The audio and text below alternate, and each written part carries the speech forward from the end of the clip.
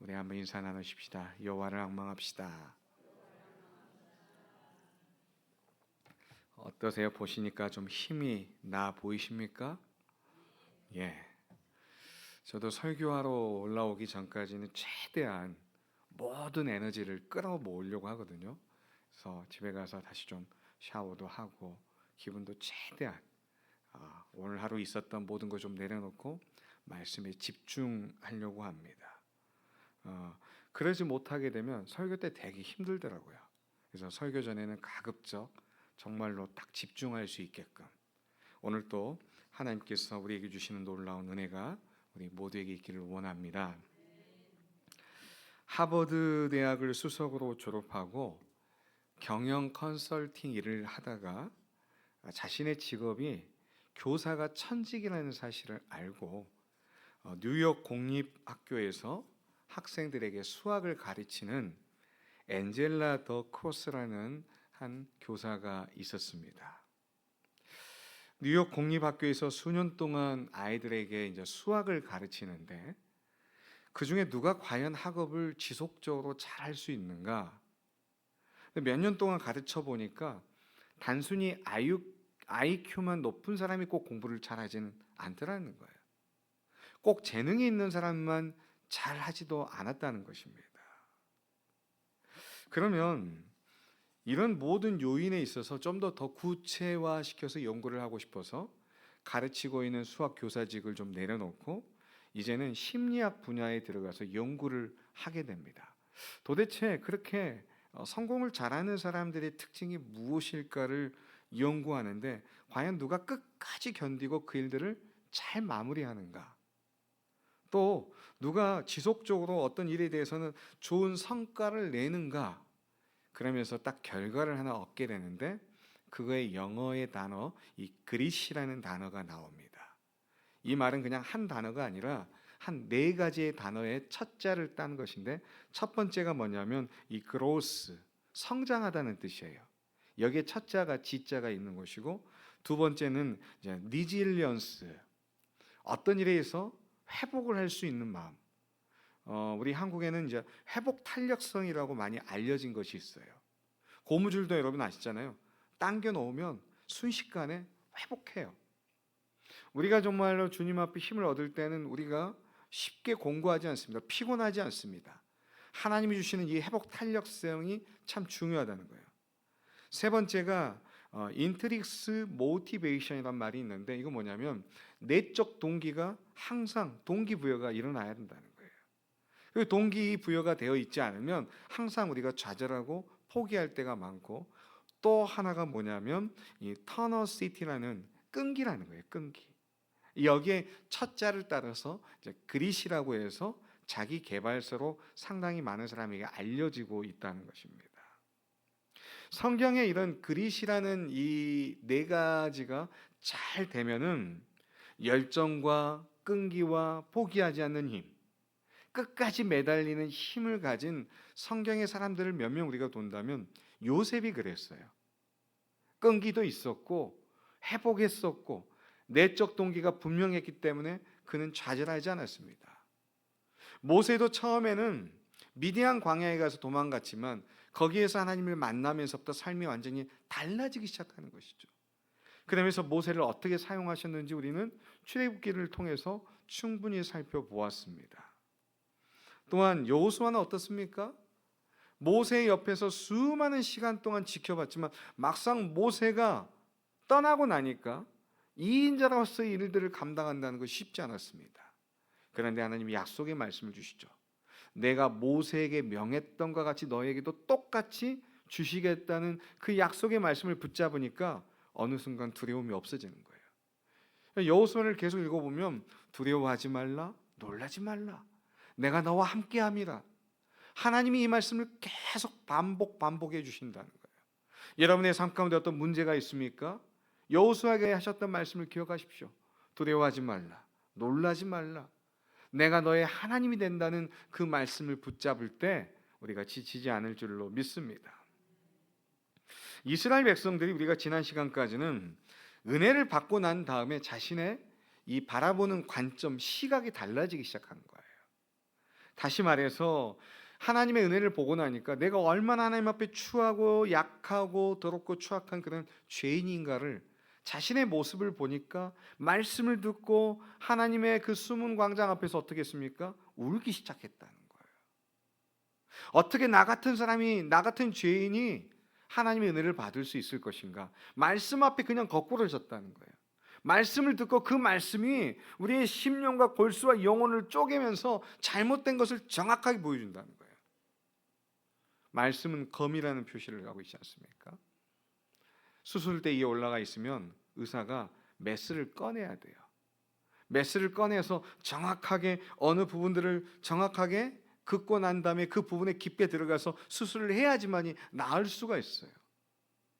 우리가 수술대에 올라가는 환자들 보면 그때는 의사를 믿을 수밖에 없습니다. 믿기 때문에 완전히 내어 맡기는 것이죠. 하나님의 말씀이 우리의 모든 삶을 완전히 바꿔 놓기까지 우리가 말씀 앞에 머무르는 시간이 필요한다는 것입니다. 인간 안에는 세 가지의 마음이 있어요. 세 가지의 심, 마음심이라는 거. 그게 뭔지 아십니까? 첫 번째가 초심이에요. 여러분도 초심이 다 있지 않았습니까? 처음 하나님에 대해서 또 어떤 일에 대해서 그 초심은 누구나 다 뜨거웠을 거예요.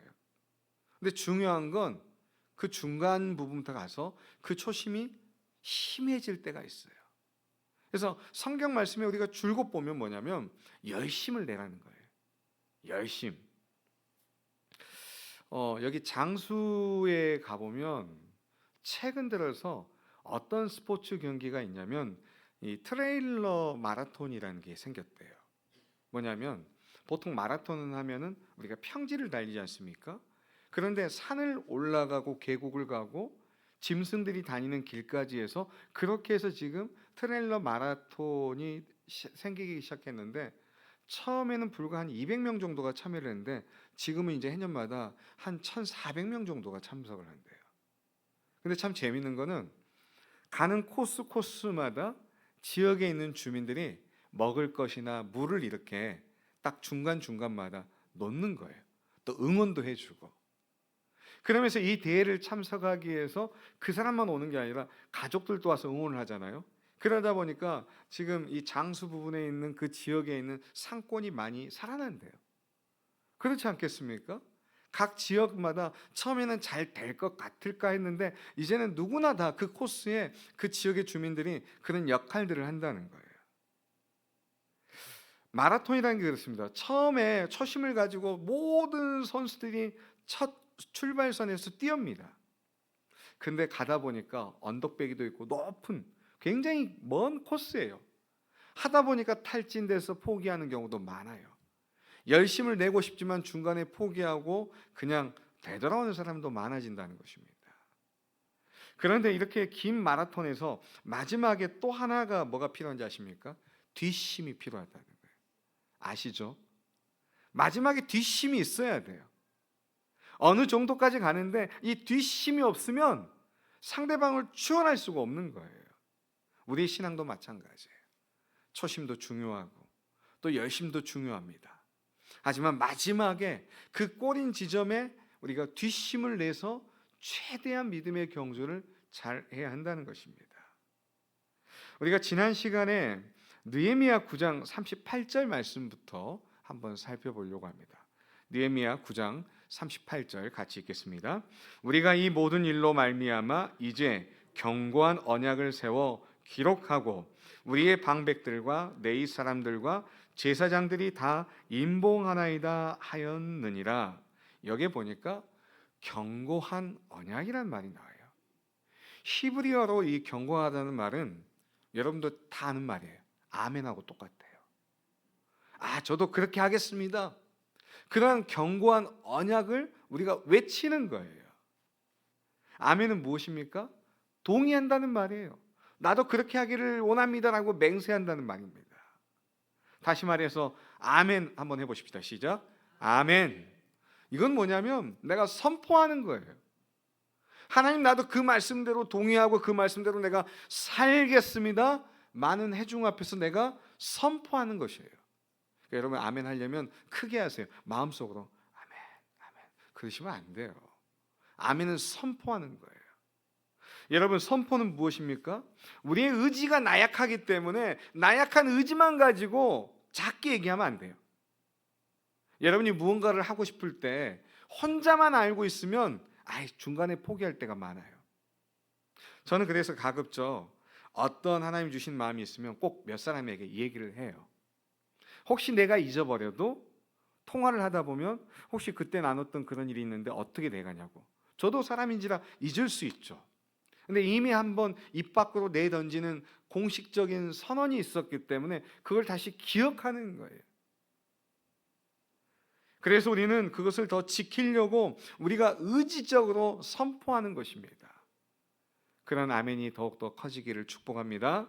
아멘. 오늘 말씀에 보면 우리가 방금 읽었던 말씀에 보니까 방백들에서부터 레위 사람들 그리고 제사장들이 이 모든 것들을 임봉했다는 것은 모두가 그렇게 삶을 살겠다고 리더십부터 그런 삶을 살겠다고 선포하는 거예요. 다시 말해서 우리가 마음속으로만 다짐하면 타협하기가 쉬워요. 나만 아는 건데 내가 말 안 했으니까 뭐 굳이 아는 사람이 없어. 근데 이 사실을 누군가가 알고 있으면 이미 선포했기 때문에 선포된 말씀을 우리가 살려고 더 의지적 결단을 한다는 것입니다. 이 언약이라는 것은 방금 우리가 읽었던 방백, 레위 사람들, 제사장들, 다시 말해서 이 이스라엘 공동체 최고의 리더십부터 이 언약을 실현하고 나가고 있습니다. 그래서 오늘 본문 10장 사실은 27절까지는 많은 사람의 이름이 등장을 해요. 근데 무려 이 사람들의 숫자가 84명입니다. 그러니까 가장 총독이었던 느헤미야, 그리고 종교 지도자 22명, 그리고 레위 사람들 17명, 그리고 행정 지도자 44명에서 84명이에요. 이 사람들은 그 공동체 리더십에 포함된 사람이에요. 그러니까 리더들이 먼저 언약 앞에 선언하고 리더들부터 하나님의 말씀대로 살겠다고 지금 이 공동체가 출발하고 있다는 것입니다. 그런데 참 재미있는 것은 이 84명의 이름 중에 하나님의 이름과 관련된 사람이 무려 51명이나 돼요. 성경을 자세히 보면요, 그 이름에 끝자에 야자가 붙거나 엘자가 붙으면 하나님과 연관된 이름이라는 거예요. 2절에도 보니까 앞에도 보니까 있잖아요. 느헤미야, 시드기야, 스라야, 다 하나님의 이름과 연관된 이름이라는 것입니다. 느헤미야는 하나님의 위로, 에레미야는 하나님께서 높이신다. 그러니까 하나님과 관련된 이름을 다 짓게 됩니다. 저도 우리 아이들을 태어나고 나서 그냥 이름을 지을 수 없고, 물론 저도 형님이 2분 계시고 밑에 여동생이 있는데 예전에는 그 형제들끼리 돌림자를 쓰잖아요. 근데 저는 그렇게 쓰고 싶지 않았어요. 또 이름을 막상 지으려고 하니까 장인어른께서 이름을 지어주고 싶다고 하는데 제가 좀 부탁드렸죠. 우리 아이들은 제가 좀 짓고 싶다고. 그래서 고민 끝에 가운데 자를 하나님과 관련된 하자를 썼거든요. 그래서 하준, 하린, 하나님이 준비한 사람, 또 하나님이 그린 사람, 나름 좋은 의미를 거기에 담았죠. 여러분, 부모가 자식의 이름을 정할 때마다 그 이름 가운데도 신앙의 모습이 있어요. 아마 많은 이름 가운데 있는 게 은혜, 그렇지 않습니까? 대부분 그래요. 그 부모가 신앙을 가지고 있고 그 신앙대로 삶을 살라고 이름을 지어줍니다. 다시 말해서 인격적으로 하나님을 깊이 있게 만나고 하나님과 깊은 관계를 가지고 인생을 평생 살라라고 이름을 지어줬다는 거예요. 물론 그렇지 않은 이름도 정말 소중하게 이름을 다 지어줬을 것입니다. 그래서 자녀들 이름이 참 중요하다는 거예요. 그 이름에 책임을 지고 살아야 한다는 거예요. 왜냐하면 우리는 그리스도인이기 때문이라는 것입니다. 하나님으로부터 전화 온지 모르니까 얼른 받으십시오. 아주 오래전에 학교에서 수업 시간에 교수님이 올라오셔서 설교를 하실 때였어요. 그런데 아니나 다를까 이렇게 벨 소리가 들리는 거예요. 전부 다 학생들이 서로 쳐다보는 거죠. 혹시 너니? 너니? 근데 누군지 아시지 않습니까? 교수님 핸드폰이 울리고 있는 거예요. 근데 이 교수님이 위트가 있었어요. 딱 핸드폰을 딱 받으면서 예 주님, 알겠습니다. 딱 그랬던 거예요. 굉장히 위트가 있었는데 여러분 말씀 한번 오늘 10장 28절 말씀 한번 보십시다. 오늘 본문 28절 같이 한번 읽겠습니다. 그 남은 백성과 제사장들과 레위 사람들과 문지기들과 노래하는 자들과 느디님 사람들과 및 이방 사람과 절교하고 하나님의 율법을 준행하는 모든 자와 그들의 아내와 그들의 자녀들 곧 지식과 청명이 있는 자들. 조금 전까지 봤던 27절까지는 84명의 지도자가 하나님 말씀 앞에 다 앞장서니까 이제는 방금 28절 처음에 어떻게 합니까? 그 남은 백성들. 그러니까 리더십이 앞에 나가고 나니까 함께 있던 모든 백성들도 그렇게 살기로 작정한다는 거예요. 그래서 리더십이 참 중요합니다. 리더십이 올바른 길을 잘 가야 된다는 거예요. 리더가 올바른 길을 가지 않으면 모든 백성들이 엄청난 혼란 가운데 빠지고 있다는 것입니다. 우리는 1년 전에 계엄이라는 과정을 거쳐와서 제가 그 얘기를 하려는 건 아니지만 그래도 불과 6개월 후에 지금 너무나도 달라져 있는 모습들을 참 많이 봐요. 그런데 세계로 조금 고개를 돌려보니까요, 방글라데시라는 곳이 있습니다. 제가 2007년도에 선교여행을 갔다 온 적이 있거든요. 그 당시에도 세계에서 정말 가난한 나라, 근데 나름 행복도는 높다고 하는데 작년에 총괄적인 대통령, 여성 총리 대통령이 있었는데 굉장히 어떤 일이 있었냐면 학생들이 들고 일어났던 어떤 쿠데타가 있었어요. 뭐냐면 과거에 자신의 아버지가 정권을 잡고, 그러니까 이 방글라데시는 처음부터 방글라데시가 아니라 이 파키스탄과 연관돼 있다가 자치 독립적으로 만든 것이 방글라데시인데 그 당시에 있었던 첫째 대통령과 주변에 있던 사람들을 시간이 흘러도 어떤 공무원직을 뽑으면 오랜 시간이 흘렀는데 그들에게 특권을 주는 거에 대해서 대학생들이 너무 반감을 사는 거예요. 그 당시는 괜찮은데 지금은 벌써 30년이 지났는데 왜 그게 됩니까? 그러자 그런 그 대학생들을 다 진압하려고 막 탱크가 오고 있는데 그 중에 한 사람이 가로막습니다. 갈 수가 없다고. 근데 그 중에 한 경찰이 이 탄창총을 그 자리에서 쏴서 죽고 말았어요. 그 사실을 알고 방글라데시 전역에 있는 모든 대학생들이 너무나도 이건 잘못됐다. 근데 작년에 놀랍게 헬기를 타고 하늘에서 총으로 난사해가지고 1,400명이 죽었어요. 근데 소식이 알려지지 않았어요. 그러니까 얼마 전에 우리가 1년 전만 해도 국회 앞에 헬기가 떴잖아요. 사람을 안 보고 난사했으면 아주 엄청난 사건이 일어날 수 있었다는 거예요. 우리는 그런 사실을 몰라요. 근데 조금 들어보니까 그런 역사적인 현실이 작년에 일어났다는 거예요. 그래서 지금도 거기에 대해서 즉결 심판해 가지고 그 사람을 사형으로 처했는데 지금 인도로 도망가고 있다고 하더라고요. 물론 우리나라하고 조금 다른 형편이지만 지금 그런 시대 속에 우리가 굉장히 험난한 인생 속에 살고 있다는 것입니다. 그런데 오늘 본문에는 그런 리더가 모범을 보이니까 백성들도 그렇게 삶을 살겠다고 함께 나선다는 것입니다. 여러분, 부모는 자녀의 거울과 같은 존재예요. 우리가 말하지 않아도 자식들은 부모의 모습을 보고 배웁니다. 말도 똑같이 배워요. 행동도 똑같이 배우고 성품도 똑같이 닮아가요. 그러니까 부모 되신 여러분들은 책임감이 있어요. 그 책임감을 가지고 그 가정의 리더가 잘 가야지만이 자녀가 그것을 보고 따라 배운다는 것입니다. 믿음의 부모가 말씀 앞에 반응할 때 자녀들도 그걸 기억한다는 거예요. 어떤 타협과 어떤 문제가 있었을 때 내 부모는 하나님의 말씀을 듣고 그 말씀 앞에 순종하기로 작정했다면 자녀는 기억하고 있다는 거예요. 그걸 보고 자라기 때문이라는 것입니다.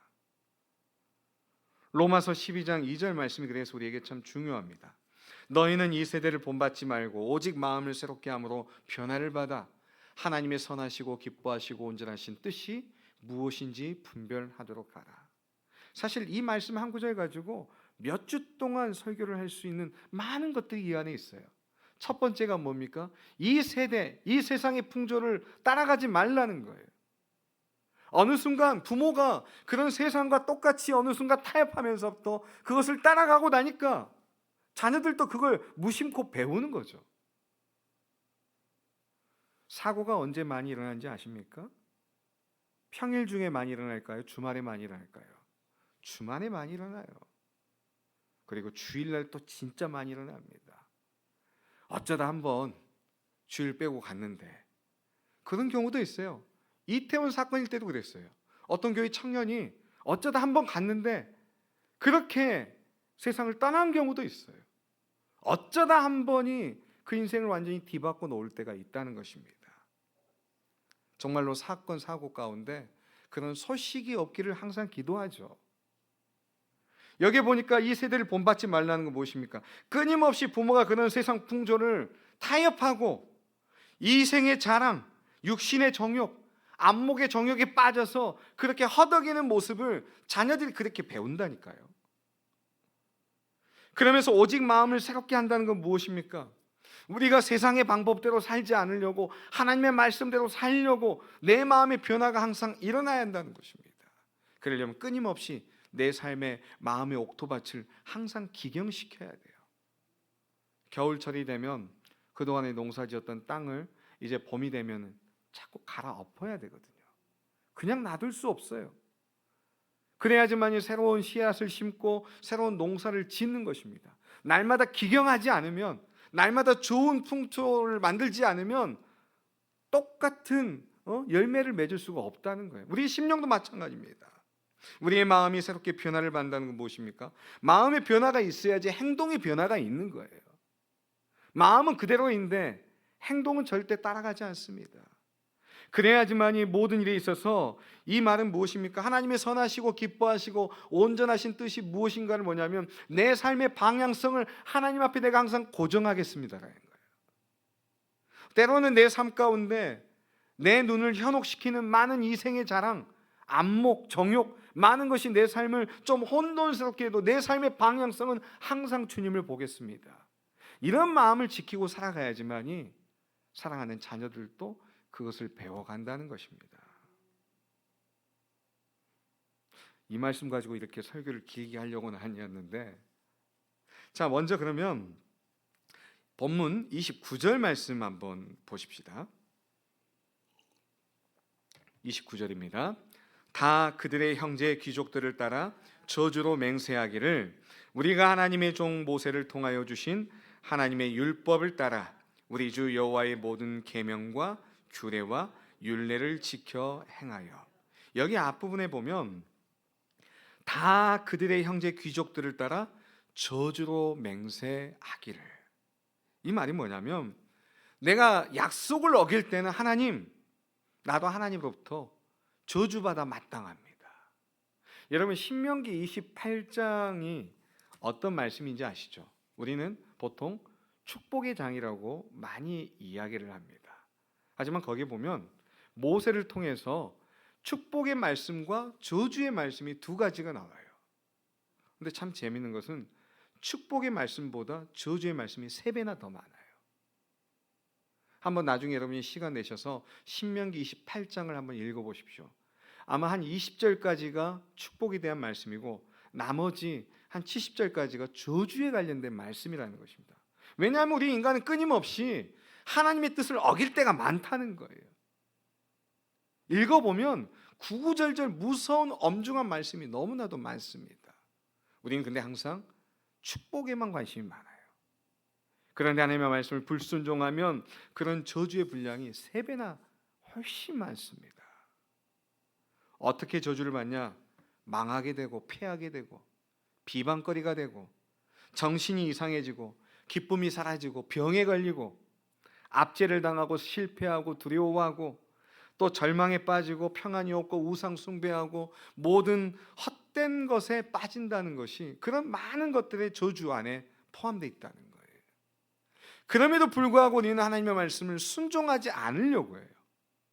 순종하지 않으면 그런 저주가 임한다고 아주 엄중하게 하나님의 말씀을 통해 우리에게 가르쳐 주고 있습니다. 자, 그러면서 오늘 말씀에는 크게는 세 가지를 얘기합니다. 이렇게 하나님 앞에 말씀대로 살겠다고 했던 이 이스라엘 백성이 첫 번째 어떤 결단을 하냐면, 첫 번째, 이방인과 결혼하지 않겠다는 거예요. 그러니까 마음의 변화를 받은 사람이 행동의 변화가 있어야 된다고 했습니다. 삶 가운데 행동에 그런 실천이 있어야 된다는 거예요. 30절 말씀 보실까요?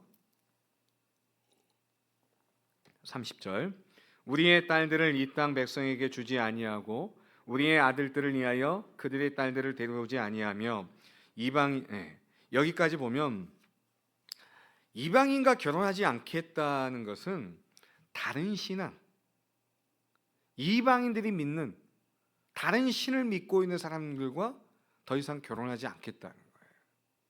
물론 성경에 보면 모세도 에티오피아 여인하고 결혼을 했습니다. 물론 예수님의 족보에도 이방 여인들이 있어요. 라합도 있고 룻도 포함되어 있습니다. 하지만 이것은 종교적인 문제라는 거예요. 솔로몬 시대에 보니까 이방 여인들과 정략 결혼을 하고 난 다음에 어떻게 했습니까? 이방 신들을 다 끄집어 들어와요. 말년에 다 들어주잖아요. 말년에 이방 신들이 하고 싶은 거 모든 걸 다 하겠다는 거예요. 그래서 나중에 어떻게 됐습니까? 나라가 둘로 쪼개지고 말았다는 거예요. 하나님의 원하신 나라가 아니었습니다. 신명기 7장 4절 말씀에 보니까 그가 내 아들을 유혹하여 그가 여호와를 떠나고 다른 신들을 섬기게 함으로 여호와께서 너희에게 진노하사 갑자기 너희를 멸하실 것임이라. 그러니까 이방인들에 대해서 다른 신을 섬기고 있는 그들이, 그 중에 이방인을 섬기고 있는 그들의 아들이 너희를 유혹할 것이다. 그들과 함께 살다 보면 너희들도 여호와를 떠나게 되고 심지어 다른 신까지 섬기게 된다는 거예요. 그러면 너희가 진노가 당하게 되고 나중에는 하나님께서 그냥 갑자기 우리를 멸하고 마신다는 거예요. 그러니까 이스라엘 백성들이 이방인들과 더 이상 결혼하지 않겠다는 거예요. 하나님을 믿는 믿음 안에서 살겠다는 것입니다. 또 하나는 안식일과 안식년을 지키겠다는 서약이 나옵니다. 31절 말씀 보실까요? 31절입니다. 혹시 이 땅 백성이 안식일에 물품이나 온갖 곡물을 가져다가 팔려고 할지라도 우리가 안식일이나 성일에는 그들에서 사지 않겠고 일곱째마다 땅을 쉬게 하고 모든 빚을 탕감하리라 하였고. 안식일의 의미는 뭐냐면 우리가 구별되게 삶을 살겠다는 거예요. 하나님이 정하여 주신 날, 특별히 일주일 중에 하루만큼은 하나님 앞에서 내가 거룩하게 삶을 살겠다고 하나님께 드리는 시간이에요. 아무리 좋은 악기도요, 조율이 되어 있지 않으면 그 악기는 듣기 싫어요. 오케스트라 여러분 아시잖아요. 오케스트라가 연주를 하기 전에 꼭 하는 게 있어요. 악기 중에 보통 이 피콜로나 오보에가 A라는 음정을 딱 내줍니다. 그럼 모든 악기가 거기에 다 조율을 해요. 거기에 조율되어 있지 않으면 막 불협화음이 나오거든요. 모든 악기가 가지고 있는 사람들이 하나로 마음을 모으듯이 안식일은 그 의미라는 거예요. 하나님께 내 삶에 뭔가 문제가 있었던, 좀 줄이 헐거워졌다면 그 줄을 다시 조이는 거예요. 하나님과 아름다운 하모니를 이루기 위해서 내 삶을 조율하기 위해서 안식일을 지키라는 거예요. 근데 언제부턴가 우리는 바쁘다는 이유, 여러 가지 일정이 있다는 이유, 그래서 안식일을 조금씩 그냥 가볍게 여기면서 생각하고 타협할 때가 많아요. 그런데 하나님은 그러지 말라는 것입니다. 이사야 56장 2절 말씀에 보면 더 구체적으로 나옵니다. 안식일을 지켜 더럽히지 아니하며 그의 손을 금하여 모든 악을 행하지 아니하여야 하나니 이와 같이 하는 사람, 이와 같이 굳게 잡는 사람은 복이 있느니라. 안식일을 지키는 사람에게 하나님의 복이 임할 줄로 믿습니다. 또 하나 참 중요한 것이 있습니다. 세 번째는 뭐냐면, 처음에는 이방인과 결혼을 하지 않겠다는 말 서약과 두 번째는 안식일을 지켰다고 하는 것. 그러면서 또 하나는 뭐냐면 하나님의 전을 온전하게 지키겠다는 거예요. 방금 여러분이 읽으셨던 33절부터 마지막 39절까지 하나님의 전이라는 단어가 무려 9번이나 나와요. 이 하나님의 전이라는 표현이 얼마나 중요한가? 왜 그렇지 않겠습니까? 이스라엘 모든 성전이 다 없어졌다가 스룹바벨을 통해서 성전이 지어지고 에스라와 느헤미야를 통해서 성벽이 지어지고, 그렇게 지어지는 모든 것 가운데 하나님의 전이 얼마나 중요한지 이걸 너무나도 깨달았던 것입니다. 근데 이렇게 9번이나 하나님의 전이라는 표현이 무려 나오면서 하나님의 전을 잘 돌봐라. 그런데 하나님의 전을 돌보는 것에 여기에 나타나는 게 뭐가 나냐면 헌금에 대해서 나와요. 하나님의 전을 위해서 우리가 어떻게 하나님 앞에 드려야 할 것인가. 물론 여기에 보면 32절 볼까요? 32절, 우리가 또 스스로 규례를 정하기를 해마다 각기 세겔의 3분의 1을 수납하여 하나님의 전을 위하여 쓰게 하되. 여기에 보면 스스로 자신들이 규례를 정했다는 거. 사실 포로가 되어서 지금 돌아와서 이들에게는 뭐냐면 현재는 지금 페르시아에게도 세금을 내야 되고, 근데 가진 것도 없어요.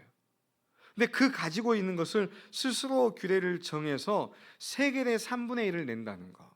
이 말은 거슬러 올라가 보면 모세 때 정해진 것이 뭐냐면 20세 이상 남자에게는 반세겔. 그러니까 보통 남자가 일을 할 때마다 한 4일 5일 되는 굉장히 큰 품삯을 하나님께 세겔로 내는 건데, 지금 경제적으로 너무 힘들다 보니까 스스로 규례를 정해서 3분의 1을 지금 수납하고 하나님의 전을, 그 전이 회복되는데 계속 성도들이 내고 있다는 것입니다. 사실 그 전에는, 포로가 되기 전에는 성전 중심의 사람들이 아니었어요. 성전의 중요성을 잘 못 느꼈습니다. 그런데 성전이 완전히 다 와해되고 무너지고 나니까 우리가 과연 어디 가서 하나님 앞에 가서 예배를 드릴 것인가, 그런 과정을 통해서 하나님께서 성전을 다시 세워주셨다는 거예요. 그러니까 이스라엘 백성들이 깨닫게 된 건 무엇입니까? 아, 돈이 전부가 아니구나. 물론 돈이 있으면 좋겠다고 싶어서 열심히 벌고 쉬지 않고 열심히 했지만 막상 돈은 있지만 건강을 잃고 나면 무슨 소용이 있겠습니까? 그런데 이스라엘 백성은 돈이 전부가 아니라는 거예요. 하나님의 성전, 하나님의 전이 더 중요하다는 사실을 알게 됩니다. 너의 보물이 있는 곳에 내 마음이 있다고 했어요. 그렇지 않습니까? 그러면서 34절 말씀도 보십시다. 34절, 또 우리 제사장들과 레위 사람들과 백성들이 제비 뽑아 각기 종족대로 해마다 정한 시기에 나무를 우리 하나님의 전에 바쳐 율법에 기록한 대로 우리 하나님 여호와의 제단에 사르게 하였고. 자, 여기 보니까 제사장들과 레위 사람들이 제비를 뽑았다는 거예요. 제비를 뽑아서 그 다음에 했던 행동이 무엇입니까? 해마다 정한 시기가 되면은 나무를 가져다가 하나님의 전에 제단에 불살라야 되는 거예요. 다시 말해서 하나님의 전에 불이 꺼지지 않게끔 해년마다 제비를 뽑아서 각자가 정해놓은 그 나무를 가져와서 계속 불이 계속 일어나게끔 해야 한다는 거예요. 무엇입니까? 우리가 정성껏 드리는, 하나님 앞에 드리는 예물이라는 것이죠. 하나님이 그 마음의 중심을 보신다는 거예요. 얼마나 하나님께 감사하는 마음이 있는가. 그게 우리가 그래서 가장 중요한 게 11조죠. 11조. 루터가 그랬습니다. 진정한 회개는 마음의 회개도 중요하죠. 근데 진정한 회개는 지갑의 회개래요. 내 것을 하나님께 드릴 줄 아는 것, 하나님의 것이라고 내가 고백하면서 드릴 줄 아는 것, 그 모습을 하나님이 지켜보시겠다는 거예요. 그런 의미에서 우리가 누군가에게 어떤 마음을 표현할 때 100마디 말보다 더 중요한 건 만나서 맛있는 거 한번 사줘야 돼요. 선물도 해줘야 돼요. 그래야 알거든요. 물론 시대마다 조금 표현하는 것은 다르겠지만 요즘 젊은 사람들은 내 맘 알지 그랬다가 큰일 나죠. 표현을 해야 되거든요. 우리도 그렇지 않겠습니까? 하나님께 내 삶의 모든 것들을 감사하는 고백을 하나님께 드릴 줄 알 때 하나님도 그 마음의 중심을 보신다는 거죠.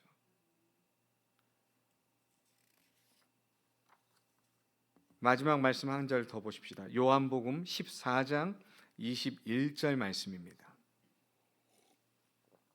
함께 읽겠습니다. 내 계명을 가지고 지키는 자라야 나를 사랑하는 자니 나를 사랑하는 자는 내 아버지께 사랑을 받을 것이요 나도 그를 사랑하여 그에게 나를 나타내리라. 아멘. 하나님의 말씀에 순종하며 헌신했던 사람들은 리더들만이 아니었습니다. 백성들도 동일하게 하나님을 어떻게 사랑하는 방식이 무엇인가를 알고 하나님께 헌신했다는 거예요. 여러분, 하나님께 헌신하는 것, 하나님은 그 헌신했던 사람들, 오늘 본문 27절까지 84명의 이름을 다 기록했다는 거예요. 한 사람도 빠짐없이 그들의 이름이 성경에 다 기록되어 있습니다. 얼마나 값집니까? 성경에 기록되어 있다는 것, 너무나도 놀라운 이유가 된다는 것입니다. 하나님은 그런 아름다운 모습, 그래서 우리가 하나님을 기쁘시게 하는 것이 무엇이겠습니까? 우리의 가정이 회복되는 것이고 우리에게 주신 그 시간을 회복하는 것이고 그리고 하나님을 사랑하는 그 마음이 회복될 때 하나님의 선하시고 기뻐하시고 온전하신 뜻이 무엇인지를 항상 그 방향성을 기억하고 살아가시는 여러분의 삶이 되시기를 간절히 소망합니다. 하나님 아버지 감사합니다. 오늘 또 주의 말씀을 따라 하나님 그렇습니다. 모든 지도자들과 모든 백성들이 하나님의 말씀 앞에 준행하며 하나님의 뜻을 쫓아 살기로 작정했던 이 아름다운 모습이 우리 모든 성도의 삶 가운데 나타나게 하여 주시옵소서. 오늘 또 하나님의 전에 나와 말씀을 듣고 하나님의 전에 나와 귀한 예물을 드리는 우리 모든 성도들 항상 기억하여 주시사 더욱더 하나님을 사랑하는 그 마음이 깊어져가는 우리의 믿음이 되게 하여 주시옵소서. 예수님의 이름으로 기도합니다. 아멘. 광고상